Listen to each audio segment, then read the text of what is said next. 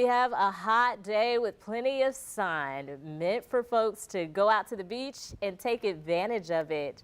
Of course, it was last free weekend for a while, as many places will dust off the parking kiosks because paid parking is back. We go now to On Your Side, Zach Wilcox joining us from a street in St. Augustine. Zach, lots of folks, they are going to be paying to drive on the beach there.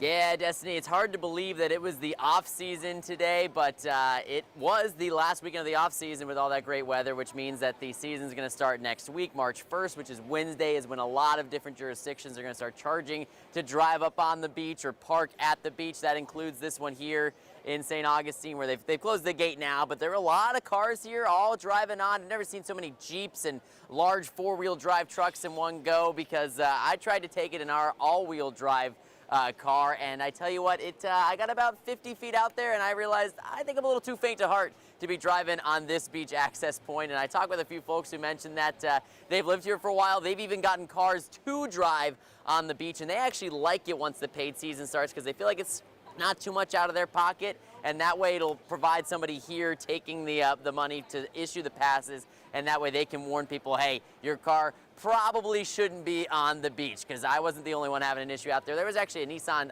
Titan in front of me, a big truck that got stuck and had to get towed out of here, so you don't want your beach day to start that way. But it's certainly, the paid parking is kind of a divisive issue for some of the drivers on the beach that I talked to today.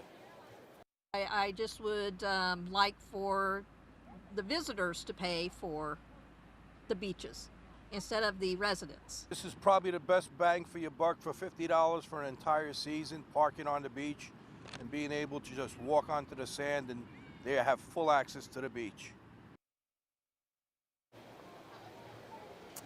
So the driving on the beach here in St. Augustine is going to start being $10 for a day pass, and then it's also $50 for a season pass if you're a resident, $100 for a season pass if you are a non-resident. And Atlantic Beach as well, they're going to be starting their paid parking on Wednesday, March 1st too. So here in St. Augustine, Zach Wilcox, First Coast News, On Your Side.